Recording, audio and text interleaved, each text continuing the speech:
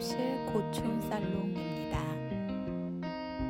오늘은 경계를 넘은 여성들 쓰다, 그리다, 싸우다 라는 제목으로 문학적 상상력을 바탕으로 자신의 결함과 한계를 있는 그대로 인정하고 극복한 여성 예술가들의 삶과 예술을 보고 그들과의 만남을 통해 치유와 위로를 경험해보는 시간을 갖도록 하겠습니다.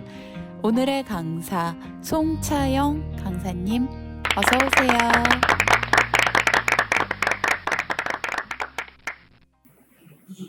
1992년에 장자카노 감독이 영화를 했었던 연인이라는 이 영화로 많이 알려지게 됐을 거예요.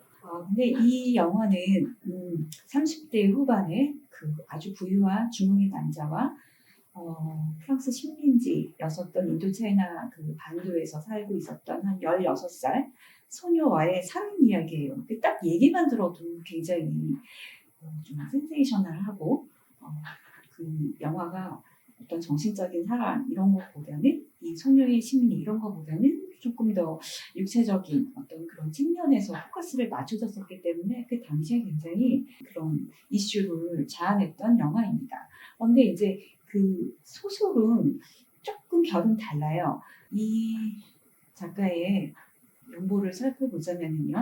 1914년 출생을 했어요. 그러니까 우리의 경우로 따져보면은 네, 일제 강점기 때 태어나신 분이죠. 박경린 선생님보다 살짝 몇 년 더 연세가 있으신 분이에요. 이것이 짧게 본 그 작가의 연보입니다. 이게 다예요라는 책에 얀 안드레아와의 그 뭐랄까 인터뷰에서 그가 질문을 해요. 지금까지 당신은 많은 글을 썼는데 그중에 가장 기억에 남고 가장 애착을 갖고 있는 그 작업이 무엇이냐라고 물었을 때 주저하지 않고 태평양의 반파제다라고 이렇게 말을 합니다. 듀라스의 글이 좋은 것은 자기 이야기, 자기 감정이 거기에 100% 녹아 있기 때문에 굉장히 자신이 드러날 수가 있는데 딱 거리두기를 해요. 결정적인 순간에. 그리고 객관적인 제3자의 눈으로 이들을 바라보는 그 책을 보시면 느낄 수 있을 거예요. 그러니까 연인과도 다르게 굉장히 흥미롭게 이 책을 읽었던 것은 어머니에 대한 이야기예요. 이 어머니가 처음에 제가 서두에도 말씀드렸지만 그 수학 교사로 그 식민성에서 이렇게 발표됐던 그 광고를 보고 매혹이 돼서 새로운 어떤 굉장히 그 로망에 가득 차서 인도차이나 반도에 왔으나 그 실질적으로 닥친 현실은 너무너무 다른 정말 그 가혹한 현실이 놓여져 있었던 거예요. 그리고 일찍 그 남편을 잃고 나서 애 3명을 갖고 데리고 이제 28살의 이 미만인이 아무 연고도 없는 그 땅에서 정착을 하려니 얼마나 힘들었겠어요. 그래서 정말 이 어머니가 안 해본 일 없이 닥치는 대로 돈이 되는 건 다 한 거예요. 제가 그다음에 이제 양혜교 작가의 작품을 가지고 온 것은요. 한국이 대표하는 세계적인 작가, 지금의 세계적인 작가고 그 독일에서 교수로 재직 중에 있지요. 그 마르그리트 듀라스를 자신의 작업의 근원이다라고 그 얘기를 하면서 굉장히 많은 부분 영향을 받았다라고 얘기를 고백을 했었는데 여러분 그러니까 여성적 글쓰기라는 것이 말이 거창하고 그것을 설명을 하자면은 지금 뭐 1시간 반을 가지고는 다 이렇게 얘기하기가 힘들고요. 그냥 한마디로 그냥 이렇게 딱 얘기를 하자면은 여성적인 몸에 더 집중을 하고 공감각, 글쓰기, 그다음에 유희적인 그리고 상호 주체적인 글쓰기에 더 주목을 하게 돼요. 억압적인 상태에서 벗어나서 포욕적인 글쓰기와 생각들 이런 것들을 받아들이자라고 했던 것들이 이제 크리스테바 같은 이 그 학자들, 여성 학자들이 주창하는 주장들입니다. 그 마르그레트 듀라스의 공감각적인 텍스트를 양혜교 씨는 브라인드라든지 가습기, 적외선 히터, 그다음에 향 분사기 뭐 이런 그런 감각적인 오브제를 사용을 해가지고 그 시각적인 이미지를 재현해내는 겁니다. 그리고 또 지금 말씀드렸던 것처럼 어떤 그런 이분법적 구조들이 있잖아요. 이렇게 이성 아니면 여성, 남성, 주체, 타자, 뭐 이성과 감성 이런 식의 그 이분법적 구조를 탈피를 해서 쌍과 짝, 뭐 삼각형 같은 개념을 빌려와서 설명을 하는데요. 그건 나중에 다시 또 얘기를 제가 또 설명을 드리겠습니다. 자, 그리고 이제 다음 세 번째로 보실 이 작가는요. 파울라 모데존 베커라는 작가예요. 이 작가는 여러분 잘 모르실 수도 있어요. 최근에 들어서 굉장히 주목을 받는 작가인데요. 흔히 이제 독일 표현주의의 시초다 정의 내려지기도 하는데요. 1876년에 태어나서 1907년에 사망을 했어요. 31살에 죽은 거예요. 작품 생활로 한 10년 남짓 했어요. 그런데 남겨진 작품은 1800여 점의 작품을 남겼습니다. 대단히 왕성하게 정말 오로지 작업만 한 거예요. 살아생전에 이 작가는 단 3점의 작품만을 팔았던 거예요. 그리고서는 그 사람들이 몰랐던 거죠. 그런데 어떻게 이렇게 재조명이 될 수 있었느냐 하면은 끊임없이 이 일기를 쓴 거예요. 자기 자신에 대해서, 그리고 자기 작업에 대해서 자신의 생각과 작업에 대한 열망들, 그리고 동료 작가들, 그다음에 아주 친한 친구들, 친지들에게 끊임없이 편지를 주고받으면서 끊임없이 글쓰기를 한 거예요. 근데 나중에 그 글이 우연한 계기를 통해서 발견이 돼요. 그래서 그 글을 토대로 이 사람의 작업들을 발굴해내고 재조명이 된 작가이기도 합니다. 브레멘에 가시면은요, 이 사람의 미술관이 있어요. 여성 작가의 그런 미술관이 독자적으로 있는 거는 이 사람이 독일에서 처음이라고 해요. 그리고 대표적인 그런 그 그림이 우표로 발행되기도 했는데 그것도 독일에서 최초였다고 합니다. 네, 그 다음에 네 번째로 볼 작가는 프라다 칼로예요. 여러분, 프라다 칼로는 뭐 너무나 많이 알려진 문화 아이콘이 됐죠, 지금은. 그리고 뭐 패션, 영화 다방면으로 이 사람은 이제 소비가 되고 있는데요. 프라다 칼로는 그만큼 대중이 그렇게 관심을 가질 만큼 아주 파란만장한 삶을 살았던 작가입니다. 보시면은 1907년생이고요. 54년에 사망을 했어요. 그러니까 40대에 그 사망을 한 거죠. 굉장히 이른 나이에 유명을 달리했다고 보시면 되는데요.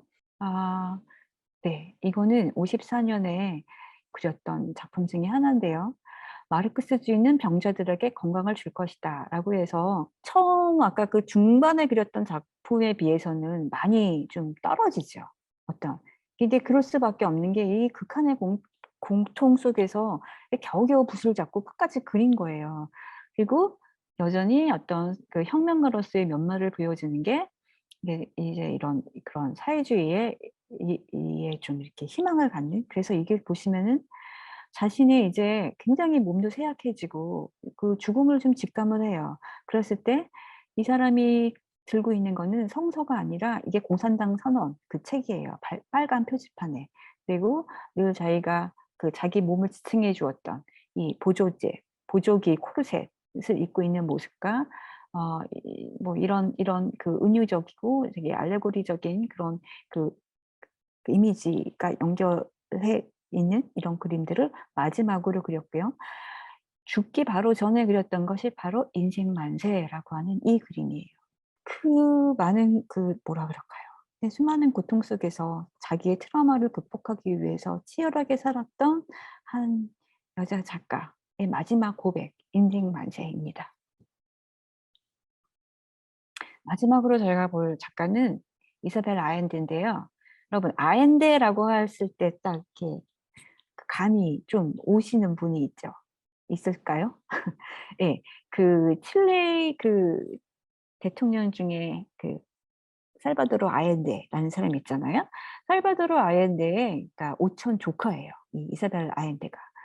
그래서 이 사람의 연보를 보자면은요. 42년 외교관인 아버지를 따라서 페루에서 출생을 해요. 대학을 안 가고 바로 곧바로 언론사에 취직을 해요. 언론사의 기자로 이제 일을 하면서 그 언론계에 종사를 하게 되는데 1970년에 살바도르 아엔데가 대통령으로 당선이 되죠. 그 쿠데타로 인해서 잡은 게 아니라 정당한 민주주의 절차를 통해서 정권을 잡아요. 그런데 이제 그렇게 되자 보수주의자들과 그다음에 미국에서 긴장을 한 거예요. 남미가 우리의 표밭인데 남미가 이 사회주의 이 정권에 넘어가면은 큰일 난다 싶어가지고 이제 미국이 사실은 그 뒤에서 계속 그 반대파들을 지원을 하지요. 그래서 73년에 피노체트라는 사람이, 이 독재자가 군사 쿠데타를 일으켜요. 그래서 대통령궁을 폭파시킵니다. 예, 미사일을 쏴버리죠. 그래서 아엔데가 며칠을 저항을 하다가 결국은 권총 자살로 생을 마감을 해요. 그래서 이제 피노체트 정권이 들어서게 되고 숙청 작업이 이루어졌죠. 그래서 이제 이 사람은 도저히 버티지 못하고 베네수엘라로 망명을 하게 됩니다. 무기력감에 빠져 있었다고 해요. 근데 그때 81년도에 이스라엘 아엔데에서 가장 영향을 줬던 할아버지가 위독하다는 그 소식을 받아요. 그러나 가볼 수가 없잖아요.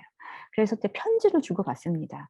그래서 이제 그 편지를 쓰면서 그 편지가 오롯이 글쓰기에 몰두하게 되는 계기가 된 거예요. 그리고 이제 그 자기의 이야기잖아요. 자기 가족들의 이야기 이런 것들을 쓰면서 이 편지를 쓰다가 뭐 자전적인 것, 나의 이야기를 가지고 소설을 써볼 수 있지 않을까라고 이제 생각을 했다고 해요. 그 편지가 계기가 돼서 이 영혼의 집이라는 책을 출판하게 됩니다. 이게 이제 굉장히 큰 성공을 거두게 돼요. 파울라라는 그 책은 거의 이제 자기 고백이 들어가 있는 거죠. 그리고 그 수익으로 이제 재단을 만들어요. 파울라 재단을 만들어서 많은 이제 활동을 하게, 지금까지도 많은 활동을 하고 있어요. 그리고 계속 운명의 딸, 난 세피아의 빛 초상이라는 것은 영혼의 집과 더불어 이 사람의 3부작이라고 합니다. 여기까지 오늘 강의는 끝내도록 하겠습니다. 예, 오늘 긴 강의 열정적으로 진행해 주신 송차영 선생님께 각자 큰 박수 감사합니다. 감사합니다. 감사합니다. 박수 이모티콘 해주셨어요. 네, 그러면 다음 시간에 저희 강의 많은 관심 부탁드리겠습니다. 감사합니다. 수고하셨습니다.